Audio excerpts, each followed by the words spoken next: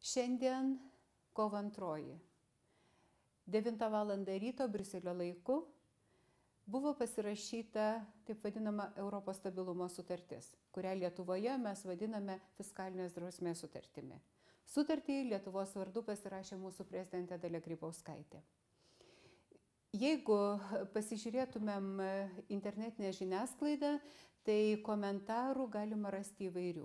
Vieniems atrodo, jog tai grėsmė Lietuvos suverenitetui, kitiems atrodo, jog ši sutartis yra tiesiog objektyvi būtinybė, neišvengiama būtinybė, kurios labai reikia. Mano supratimu, tai Europa ieško kelio, kaip išeiti iš krizės. Ir norint įveikti krizę, finansų ir ekonominę krizę, reikėjo taisyklių, kurios būtų privalomos visiems, kurių visi laikytųsi, ir jeigu tų taisyklių nesilaikoma, tai imamasi sankcijų. Lietuvos atveju mes ir taip laikomės tų taisyklių. Mes labai taupiai gyvename, mes pataisėme daugybę įstatymų, sugriežtinome visą finansinę discipliną mūsų valstybėje. Šios taisyklės turėtų daugiau nerimo kelti mūsų pietiniams ES narėms – Italijai, Ispanijai, Graikijai, Portugalijai, kur ekonominių ir finansinių problemų daug, o žmonės ar valdžia gyveno pakankamai atsipalaidavę tiek, kad netgi neteisinga, melagingą statistiką pristatydavo Europos komisijai į Briuselį, ir mes tik tai po kelerių metų, gerokai ne po 1 ir 2 daugiau, sužinojome, jog situacija toje šalyje yra daug liūdnesnė, negu jinai buvo iš tikrųjų. Ir kągi, dabar kas pusę metų ES lyderiai priversti susirinkti ir vis sumesti pinigų, kad Graikijai padėti įveikti problemas. Tai šita sutartis yra apie tai, kad yra nustatoma, kiek gali valstybė skolintis, kiek valstybės skola, lyginant su bendruoju vidaus produktu, visu tuo, kas pagaminama toje šalyje per metus, koks turi būti santykis, kokios skaičiaus negalima viršyti, kokios ribos negalima viršyti.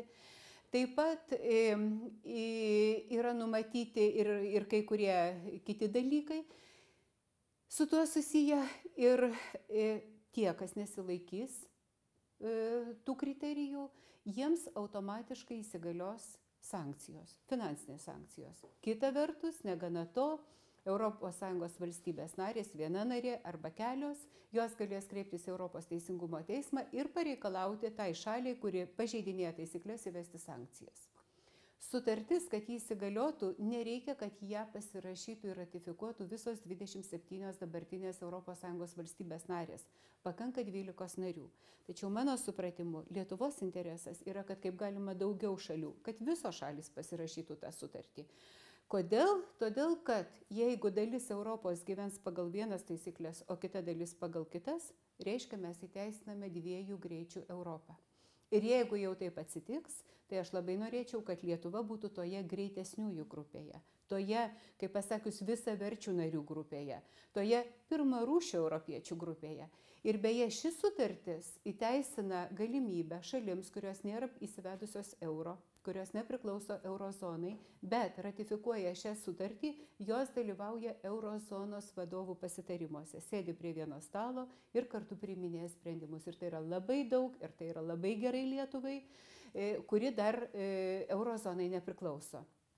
Taip kad mūsų Lietuvos toji sutartis neturėtų gąsdinti, jinai drausmins išlaidžiai gyvenančias ES valstybės, kurios paskui tikisi mūsų solidarumo ir paramos, o mes irgi nelabai turime dėja iš ko jiems padėti.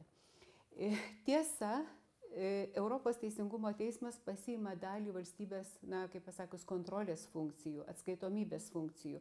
Ir dėl to, ir dėl kai kurių kitų dalykų gali tekti keisti Lietuvos konstituciją.